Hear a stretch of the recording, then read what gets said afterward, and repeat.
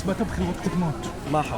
אתה מרוצה ממצב המדינה? מרוצה מאוד. קודם כל אני מרוצה מאוד שראש הממשלה ביבי נתניהו, אם הוא לא היה הוא, לא הייתה לנו מדינה. הבעיה שהוא לא מתפקד מי יודע בגלל כל הלחצים וכל אלה שמסביבו שעושים לו יותר. אבל הכלכלה שלנו, ברוך השם, הכל בסדר. השמדנו את החמאס, נכנסנו לעזה, נכנסנו ללבנון, תוקפים באיראן, זה כמעט 7-8 חזיתות. אני לא חושב שראש ממשלה אחר שכרגע הוא הולך לבחירות, הוא יכול לעשות יותר מביבי נתניהו. יגידו לך שהוא אשם בטבח באוקטובר? לא, לא. זה לא נכון. נכון. מי אשם? זה השב"כ אשם, חיל האוויר אשם, כל מי שמסביב. אבל הלשכה שלו ממומנת על ידי קטר.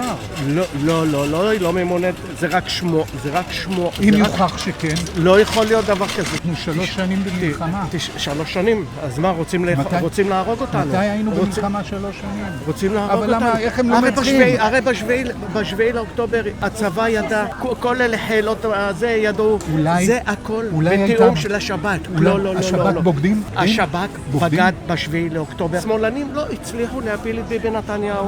אם זה בקורונה 1, קורונה 2, לא הצליחו. כרגע הגיע 7 לאוקטובר, הם אמרו אנחנו נעשה את הצ'אנס האחרון, דיברו עם סינואן, נתנו להם 3 שעות בשביל לעשות את כל מה שהם עשו, אבל החמאס שהוא נכנס, הוא ראה שזה קל לו, אף אחד לא בא. סמוטריץ' אמר, חמאס זה נכס. לא, אני לא שמעתי את זה. אם הוא אמר? אני לא שמעתי את זה. אני רואה רק ערוץ 14. ביבי לא ידע. לא התקילו אותו. אחרי שבנט היה 1.5 שנה בממשלה, נתן להם את הנפט, נתן להם את הגז, נתן להם את הכל. על מה? לכל החיזבאללה. ומה בסוף? עוד מלחמה ועוד חיילים מתים לנו. אבל זה בגלל בנט המלחמה עם לבנון. והאינזיקות?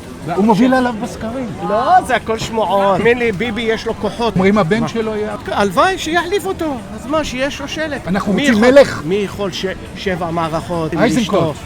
אייזנקוט לא יעלה. למה? אייזנקוט בוגד במדינה. יאיר גולן? יאיר גולן עם